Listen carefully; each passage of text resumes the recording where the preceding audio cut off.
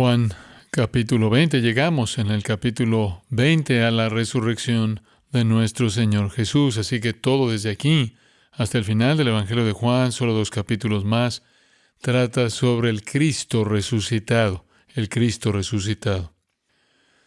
Usted necesita entender que la resurrección del Señor Jesucristo no es solo una característica del cristianismo, es el evento principal, es el evento principal. La resurrección es el punto de la redención, todo el propósito de Dios al crear y redimir a su pueblo es elevarlos a la gloria eterna, es resucitarlos a la gloria eterna para que puedan adorarlo para siempre. Ese es el punto de su redención, la resurrección a la gloria eterna, no solo en espíritus glorificados, sino en cuerpos glorificados. Nuestra resurrección está asegurada por el poder de Dios, el poder de Cristo demostrado en su resurrección. Porque Él vive, nosotros viviremos.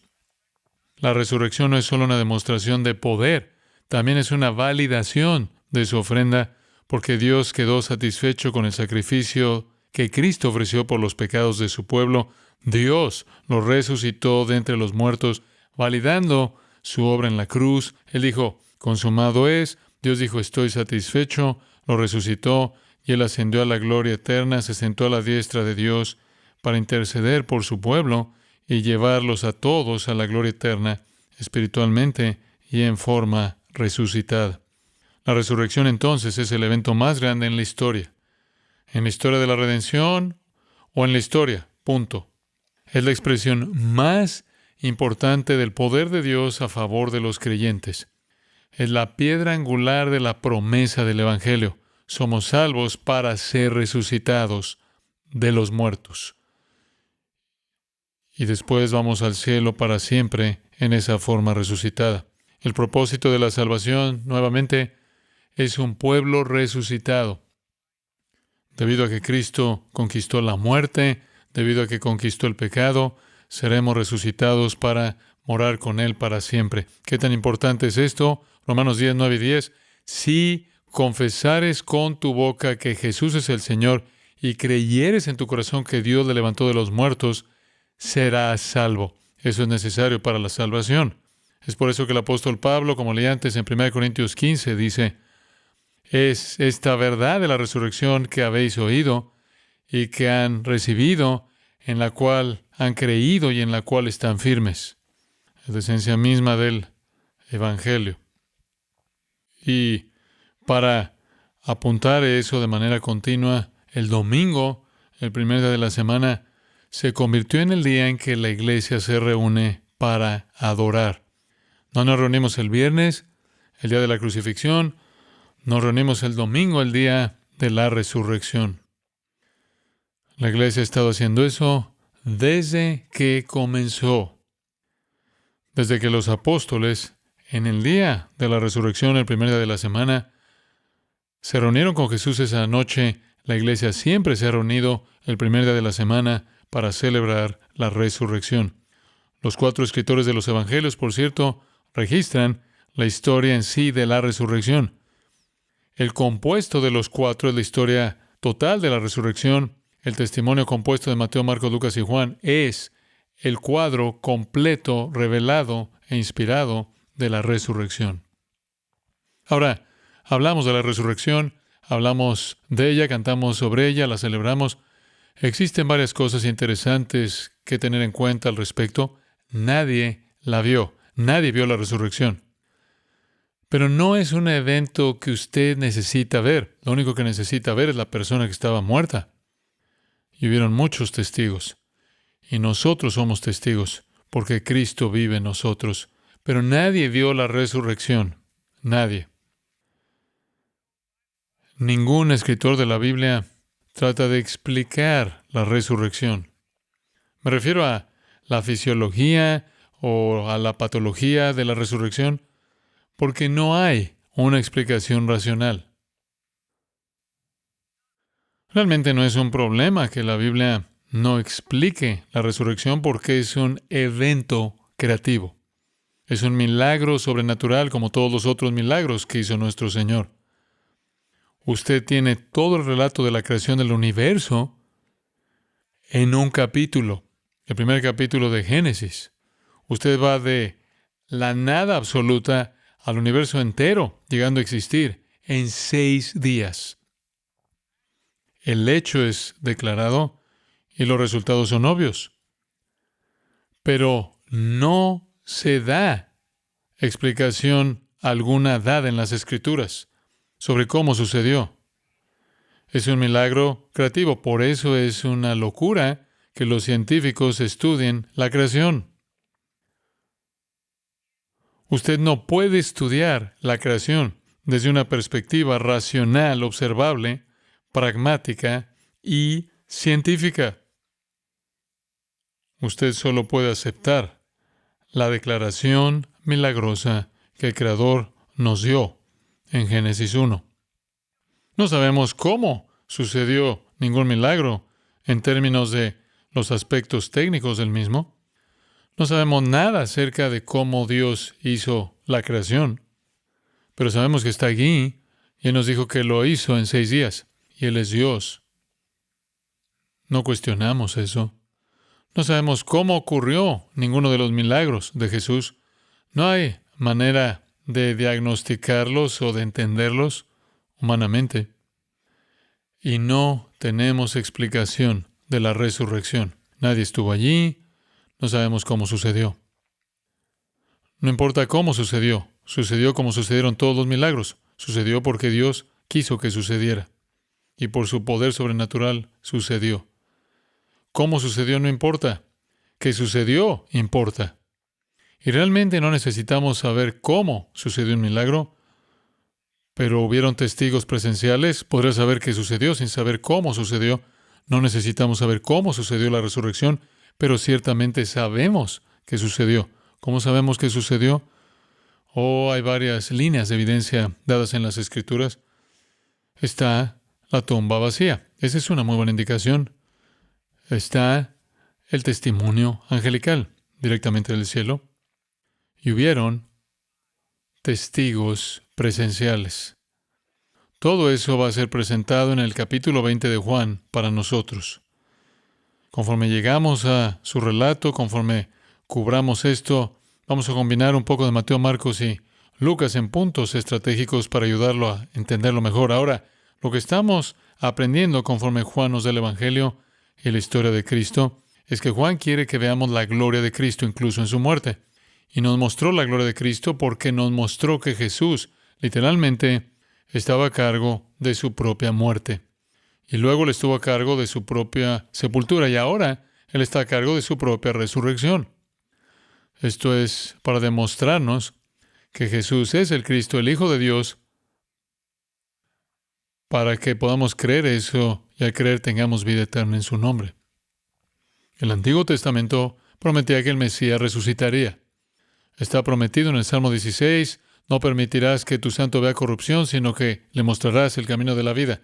No se corromperá en el sepulcro, sino que atravesará el sepulcro para vivir. Isaías 53, Él será cortado, pero Él será vivificado, verá su descendencia y será eternamente glorificado y exaltado. Jesús prometió que resucitaría. Destruid este cuerpo, en 3 días lo resucitaré. Como estuvo Jonás en el vientre del pez 3 días y 3 noches, así estará el Hijo del Hombre en la tierra 3 días y 3 noches, un día y una noche. Realmente se refiere a cualquier parte de un día. Los apóstoles entonces predicaron la resurrección. Empieza en el libro de los Hechos con el primer sermón de Pedro. Predica la resurrección a lo largo del libro de los Hechos en la predicación apostólica. El tema era la muerte y resurrección de Cristo para mostrar que el Mesías tuvo que sufrir y luego resucitar y establecer su reino. Y luego, la iglesia comenzó desde el comienzo mismo a reunirse el primer día para conmemorar la resurrección. Por eso nos reunimos hoy, para conmemorar la resurrección. Es ese primer día que vemos en el capítulo 20 de Juan. Veámoslo. El primer día de la semana, María Magdalena fue de mañana, siendo aún oscuro, al sepulcro y vio quitada la piedra del sepulcro. Entonces corrió y fue a Simón Pedro y al otro discípulo, aquel al que amaba Jesús, y les dijo: se han llevado del sepulcro al Señor y no sabemos dónde le han puesto. Y salieron Pedro y el otro discípulo y fueron al sepulcro. Corrían los dos juntos, Pero el otro discípulo corrió más aprisa que Pedro y llegó primero al sepulcro. Y bajándose a mirar, vio los lienzos puestos allí, pero no entró. Luego llegó Simón Pedro tras él y entró en el sepulcro y vio los lienzos puestos allí. Y el sudario que había estado sobre la cabeza de Jesús, no puesto con los lienzos, sino enrollado en un lugar aparte. Entonces entró también el otro discípulo que había venido primero al sepulcro y vio y creyó, porque aún no habían entendido la Escritura que era necesario que Él resucitase de los muertos. Y volvieron los discípulos a los suyos. Una escena fascinante, simplemente registrada para nosotros. Lo que el escritor Juan quiere que entendamos es que Jesús resucitó de los muertos y la prueba de ello, en primer lugar, es la tumba vacía. La tumba vacía. Veamos un poco más de cerca. Es el primer día de la semana. Ese sería el domingo. Es temprano. Es tan temprano que todavía está oscuro. Los judíos contaban sus días, no los nombraron como hacemos domingo, lunes, etcétera, los enumeraron. El sábado era el séptimo día, el día de reposo, porque conmemoraba el séptimo día cuando Dios descansó desde la creación, y siempre adoraban en el día sábado. Así que este fue el primer día después del día de reposo. Este fue nuestro domingo. Jesús dijo que resucitaría al tercer día. Él había sido sepultado el viernes, estuvo en la tumba unas horas el viernes antes de la puesta del sol, estuvo allí las 24 horas del sábado y él habría estado allí alrededor de las 12 horas del domingo, porque los días judíos iban de puesta de sol a puesta de sol en lugar de salida de sol a salida del sol. El viernes terminó al amanecer. Jesús ya había estado en la tumba el viernes. Todo el sábado, desde la puesta del sol hasta la puesta del sol, y ahora alrededor de 12 horas del domingo. Es temprano. Marcos dice que es muy temprano y que el sol había salido. Lucas dice que es el primer amanecer. Mateo dice que comenzó a amanecer. Juan dice, mientras aún estaba oscuro. Me encanta eso. Me encanta la honestidad de eso. No hay conmiseración aquí. Ningún editor está diciendo, bueno, esto es un poco diferente aquí. Es posible que debamos armonizar todo esto. La integridad de las Escrituras se mantiene en la honestidad de estas declaraciones. Es claro que todos colocaron la llegada al mismo tiempo, ese día, y cuando ese día es muy temprano, y cuando amanece, como dice Marcos, ha salido el sol. Como dice Lucas, es el primer amanecer, al principio del amanecer, como dice Mateo, comenzó a amanecer, y como dice Juan, todavía hay una oscuridad.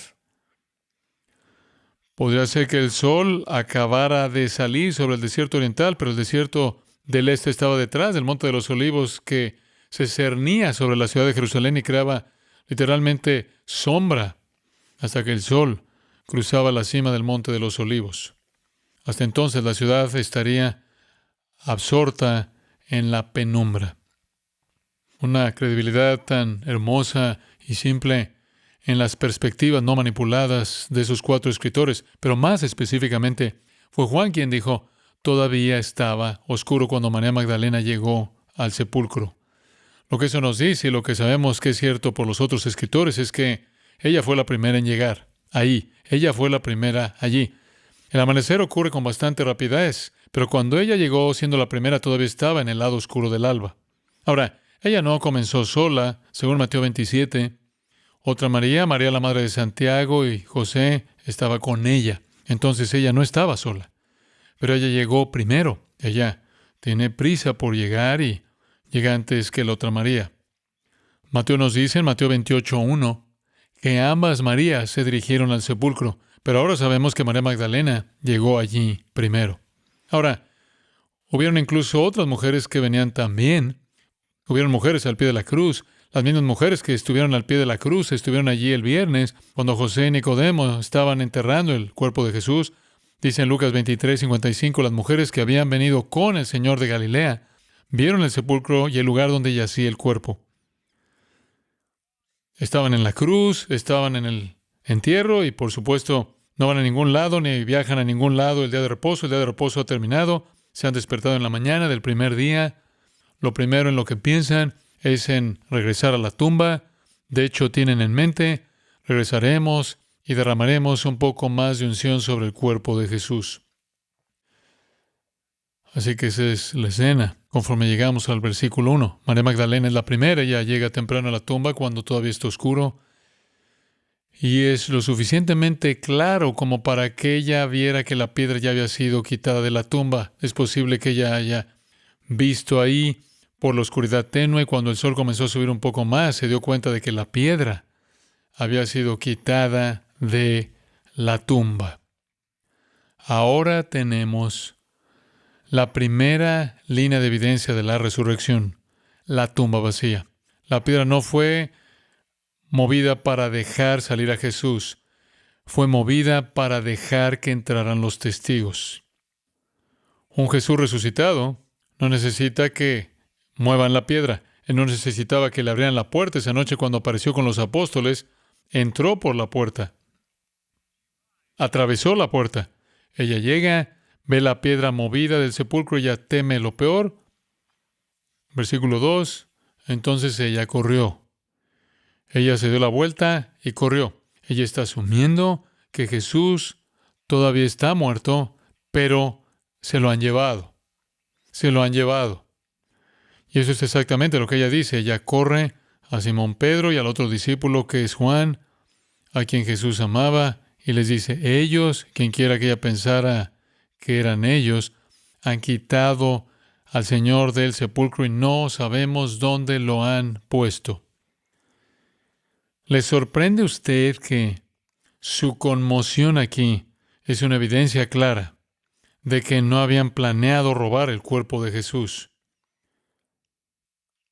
Ella no espera una resurrección.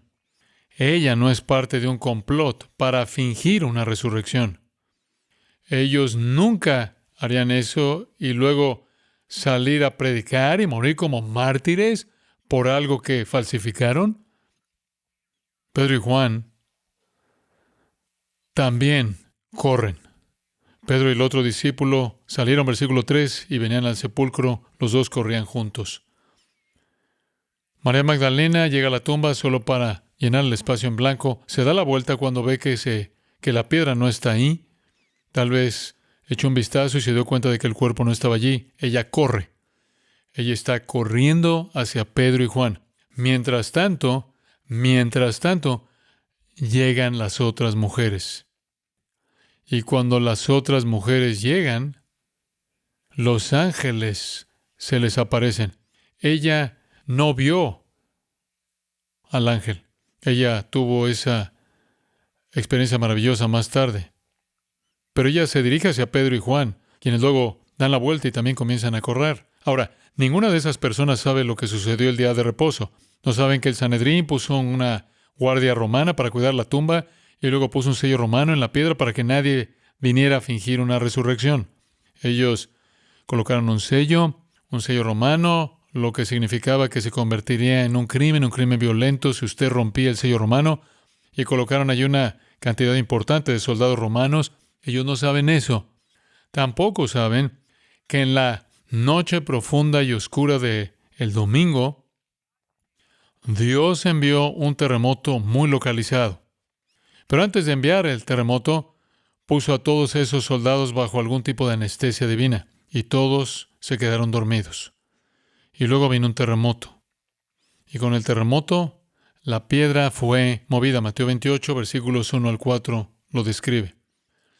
Los soldados no supieron lo que pasó. Los soldados huyeron de la tumba. ¿Por qué no? Lo revisaron. Él no está. No pueden entender por qué se quedaron dormidos, porque eran soldados profesionales y eso era una violación del deber que tuvo repercusiones graves. No saben de dónde vino el terremoto, no saben cómo fue movida la piedra, no saben por qué el cuerpo no está allí, pero no lo está. Así que no hay razón para quedarse. Así que se van. Sabemos que se han ido porque María Magdalena nunca se refiere a ellos cuando llega allí. Las otras mujeres nunca se refieren a ellos cuando llegan allí. Pedro y Juan nunca se refieren a ellos cuando ellos llegan allí. Ellos se han ido, despertados, sobresaltados en la oscuridad profunda del domingo, sacudidos por el terremoto de sus comas divinamente inducidos, saben que han fallado en su deber. Y entonces regresan directamente al Sanedrín. Y ellos son testimonio colectivo de que el cuerpo no está ahí.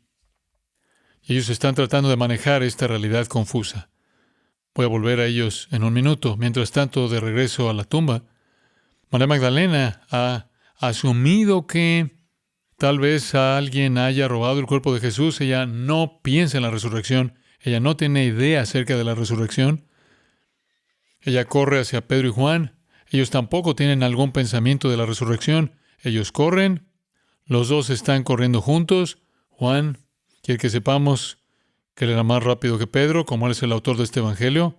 Lo mete ahí 2 veces. El otro discípulo corrió más rápido que Pedro. Llegó a la tumba primero. Él también era un poco más tímido que Pedro. Él se agachó, miró adentro, vio los envoltorios de lino que estaban allí, no entró. Entonces vino también Simón Pedro siguiéndolo y entró en el sepulcro. Pedro no era tímido. Ambos habían entrado en el sepulcro, vieron las vendas de lino puestas allí y el velo que había estado sobre su cabeza, no yaciendo con las vendas de lino, sino enrollado en un lugar aparte.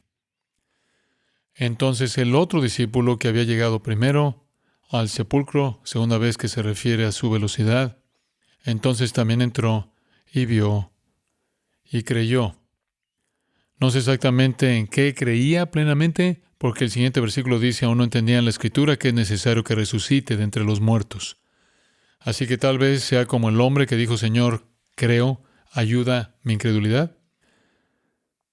El punto que quiero que vean es que ellos no tenían expectativa de que Jesús resucitaría. Las mujeres no, los líderes de los apóstoles tampoco.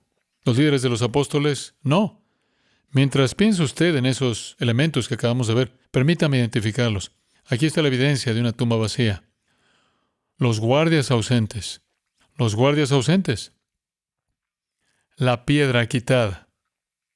El cuerpo no está. Y luego, las ropas de la tumba colocadas cuidadosamente en su lugar. Ahora usted tiene que regresar a la sepultura y recordar que ellos no embalsamaron, envolvían los cuerpos como una momia y en el caso de Jesús tenían como 100 libras de peso de especias. Así que envolvían un poco y luego colocaban especias y envolvían y colocaban especias y más y más y más y más. Y las especias simplemente estaban diseñadas para dominar el hedor de la carne en descomposición. Y luego ellos envolvían alrededor y alrededor y alrededor de la cabeza las especias también. Entonces el cuerpo estaba envuelto y la cabeza estaba envuelta por separado. Ahora, si alguien se robó el cuerpo, tendría usted que pensar que no lo desenvolverían. ¿Por qué haría eso usted? Cuando sería mucho más fácil cargar un cuerpo envuelto, y al menos con un olor razonable, que desenvolver un cadáver y tocar la carne misma. Nadie haría eso, pero sí, por casualidad, pudieran hacer eso. Usted no vería las vendas de lino colocadas en un solo lugar y las vendas alrededor y alrededor de la cabeza colocadas en un solo lugar. Habría lino por toda la tumba. Ellos habrían tenido que jalar del lino y sacarlo de ahí. Pero las vendas de lino estaban allí donde había estado el cuerpo y las vendas de la cara donde había estado la cabeza, porque él acababa de atravesarlas. Esto no es un robo de tumbas. Si los discípulos hicieron esto, ¿no habrían desenvuelto el cuerpo? ¿Y quién más lo haría para desenvolver el cuerpo? Los discípulos no lo harían porque ni siquiera esperaban una resurrección. Mire, el cuerpo estaba allí el viernes. Todo el mundo sabía eso. Todos sabían que el cuerpo estaba allí. Todos sabían que estaba muerto. Los verdugos romanos sabían que estaba muerto, por eso no le quebraron las piernas. Luego le metieron una lanza en su costado y salió sangre y agua, la indicación de que su corazón había estallado. Él estaba muerto. Pasaron varias horas mientras lo estaban envolviendo y lo metieron en la tumba. Era claro que estaba muerto. Todos sabían que él estaba en la tumba. La tumba estaba cubierta por el rodar de una gran piedra sobre la entrada, sellada con un sello romano y custodiada por soldados romanos. Nadie podía entrar y robar el cuerpo. Pero entonces, ¿quién lo haría? Ciertamente, dé a los apóstoles más crédito que eso. Casi todos, a excepción de Juan, murieron como mártires y murieron porque predicaron a Jesús crucificado y resucitado. Y si ellos fingieron su resurrección, eso habría sido absolutamente la cosa más torpe que podrían haber hecho. ¿Cómo podrían sostenerlo toda su vida y morir como mártires por un fraude, un engaño? Creo que los líderes judíos tenían más miedo de que Jesús resucitara de lo que los discípulos creían que lo haría. Le tenían miedo. Ellos sabían que resucitó a Lázaro de entre los muertos. Y ellos no estaban lidiando con el desastre mesiánico al que se enfrentaban los creyentes judíos. Déjeme explicarle lo que quiero decir. Los apóstoles esperaban que el Mesías reinara y el Mesías murió. Así que esto les parecía a ellos ser el final absoluto. Los líderes judíos no tenían idea de que Jesús era el Mesías, lo vieron como un blasfemo, pero estaban asustados de su poder y de hecho admitieron que él tenía poder, pero dijeron que su poder es del infierno. Ellos tenían miedo de que el poder del infierno lo levantara. Así como quizás los discípulos tratando de robar su cuerpo. Así que colocaron una guardia y sellaron el sepulcro. Es claro que su cuerpo estaba allí y luego no lo estaba. ¿Nadie vio la resurrección? No necesita verla. Él no está. Se ha ido. Él se ha ido. Ahora, vayamos a los soldados. Vaya a Mateo 28. Están de regreso en la Corte Suprema Judía tratando de explicar lo que pasó. Mientras tanto, el Señor le está hablando a sus seguidores, diciéndoles que vayan a Galilea y Él los va a encontrar allí. Pero en el versículo 11, algunos de la guardia entraron en la ciudad de Jerusalén, y ellos están informando tímidamente a los principales sacerdotes todo lo que había sucedido. ¿Qué cree usted que dijeron? No sabemos qué pasó. Todos estábamos dormidos. Hubo un terremoto, la piedra rodó, el cuerpo desapareció. Eso es lo único que sabemos. Totalmente confuso. Así que se juntaron en el versículo 12 con los ancianos, consultaron juntos, y el Sanedrín, los ancianos judíos, dio una gran suma de dinero a los soldados. Escucho soborno aquí. Lo que sea que dijeron los soldados no era aceptable. Usted no puede tan solo decir que hubo un terremoto y la piedra fue rodada y el cuerpo desapareció. Eso no es aceptable. Entonces ellos dijeron, deben decir, versículo 13, sus discípulos vinieron de noche y se lo robaron mientras nosotros dormíamos. Pequeño problema. ¿Cómo sabe usted eso si está dormido? ¡Qué trama tan torpe! Esto es lo que deben decir. Sus discípulos vinieron de noche y se lo robaron mientras dormíamos. Bueno, las implicaciones de eso es que no cumplieron con su deber. Hay castigo por eso. ¿Qué va a pasar cuando Pilato, el gobernador, se entere? Bueno, ellos también tienen un plan para eso. Versículo 14. Si esto llega a los oídos del gobernador, nosotros lo vamos a persuadir y los mantendremos fuera de problemas. Y por cierto, los líderes judíos eran dueños de Pilato, ¿verdad? Ellos eran dueños de él. Por eso lo obligaron a crucificar a Jesús, aunque él declaró 6 veces su inocencia. Ellos tomaron el dinero, versículo 15, tomaron el dinero, hicieron como se les había mandado, iban por todas partes y decían, vinieron los discípulos y robaron su cuerpo mientras dormíamos. Y esta historia se difundió ampliamente entre los judíos y lo es hasta el día de hoy. Juan está escribiendo 60 años después y esa sigue siendo la historia entre los judíos. Los discípulos robaron su cuerpo, los discípulos robaron su cuerpo. Así que, unámoslo, la tumba está vacía. Las mujeres dan testimonio de una tumba vacía. Los soldados dan testimonio de una tumba vacía. Pedro y Juan dan testimonio de una tumba vacía.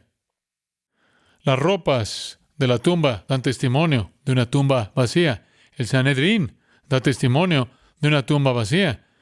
Y se le ocurre una idea ridícula para explicarlo. Nadie jamás negó la tumba vacía. Nadie. Nadie. Las mujeres están conmocionadas y aterradas. Están conmocionadas y aterradas. Solo quiero que vea Marcos 16, el último capítulo de Marcos, solo para darle una idea de lo que veremos un poco más adelante la próxima semana en Juan. Esto ve a las mujeres. Marcos 16:1, María Magdalena, María la madre de Jacobo y Salomé trajeron especies aromáticas viniendo a ungirle. Esto es temprano de nuevo, de madrugada el primer día de la semana, como dice el versículo 2, cuando acababa de salir el sol. Se están diciendo unas a otras mientras se acercan, ¿quién va a remover la piedra de la entrada de la tumba? Lo cual era común. Se hacía esto, colocar piedras frente a las tumbas. ¿Quién va a hacer rodar la piedra para que podamos entrar y poner un poco más de especias en su cuerpo? Mirando hacia arriba, vieron que la piedra había sido removida. Aunque era extremadamente grande, es importante decir eso porque la implicación es que las mujeres no podrían haberlo hecho. Al entrar en el sepulcro, vieron a un joven sentado a la derecha, vestido con una túnica blanca. Lucas dice que habían dos allí, habían dos. Juan dice que eran dos y eran ángeles. Dos ángeles. Primero están cerca de las mujeres y luego están a la cabeza y al pie de donde estaba el cuerpo y donde está ahí los lienzos de lino. ¿Por qué dos? Bueno, tal vez Deuteronomio 19:15. Todo lo que se ofrece y todo lo que se declara como verdadero debe ser confirmado por boca de dos testigos. Mateo y Marcos solo se refieren al que habla. Ahora recuerde, las mujeres no tienen idea de lo que pasó. Ellas se han encontrado con ángeles en esta tumba y están asombradas. Esa palabra significa estar asombrada. Ekthambeo, nuevamente una palabra intensificada. Asombrado, alarmado, aterrado. Lucas usa enfobos, de donde obtenemos fóbico. Están tan aterrados, dice Lucas, inclinaron sus rostros hacia el suelo. Creo que probablemente los ángeles tuvieron que repetir lo que dijeron para que entendieran el punto, las mujeres en medio de su conmoción. Aquí tiene usted entonces la segunda línea de testimonio. Primero tiene el testimonio de la tumba vacía. Luego tiene el testimonio de los ángeles celestiales. El ángel dijo esto: no se asombren, están buscando a Jesús el Nazareno que ha sido crucificado. Él ha resucitado. Ahí está. Esa es la explicación. Esa es la verdad. Él no está aquí, el lugar donde lo pusieron. Pero id y decid a sus discípulos y a Pedro, Él va delante de vosotros a Galilea, allí le veréis tal como os ha dicho. Y ellos salieron y huyeron ahí. Están corriendo mucho esta mañana, salieron y huyeron del sepulcro porque un temblor y un espanto se había apoderado de ellos y no dijeron nada a nadie porque estaban en pánico. Están tratando de procesar algo que nunca, jamás esperaron.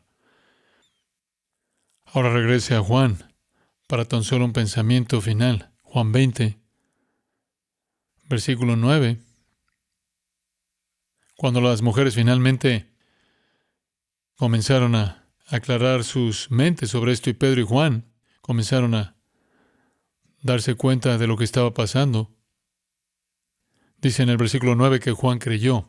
No estamos seguros exactamente en qué creía o qué tan completa era esa fe, porque aún no entendían la Escritura, que es necesario que Él resucite de entre los muertos.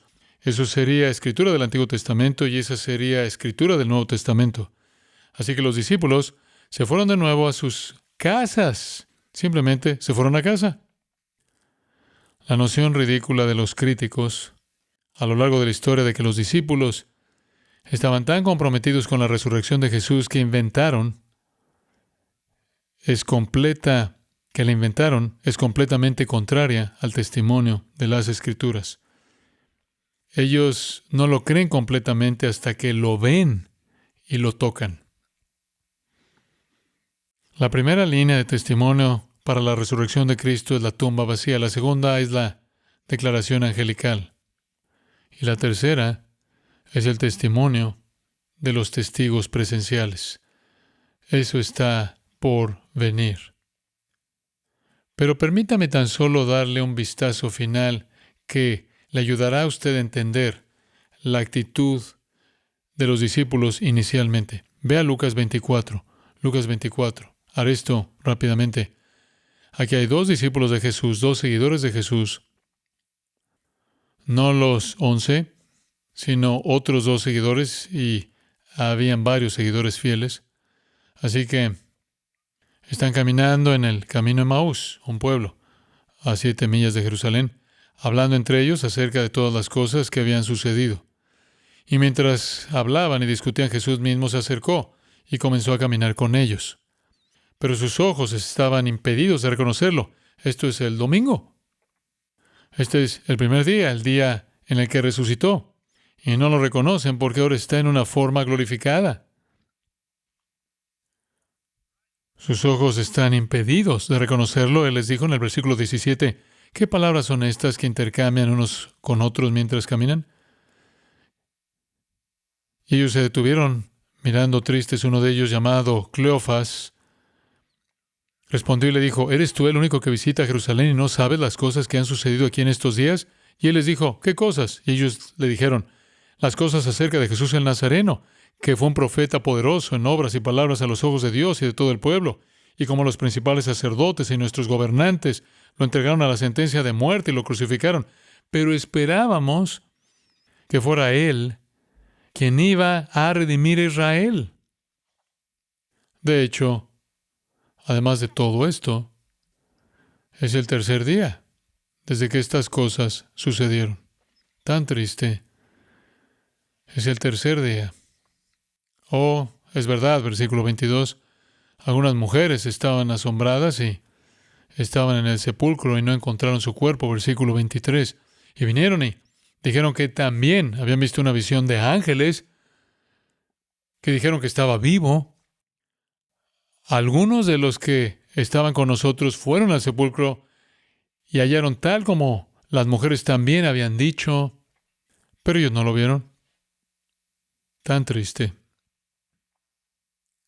Oh, insensatos y tardos de corazón para creer todo lo que los profetas han dicho.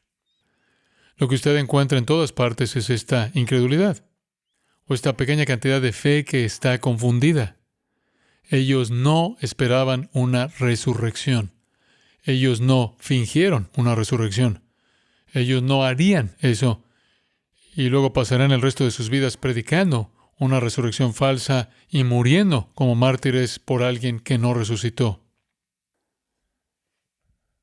Entonces, la incredulidad de los discípulos es evidencia crucial para la realidad de la resurrección.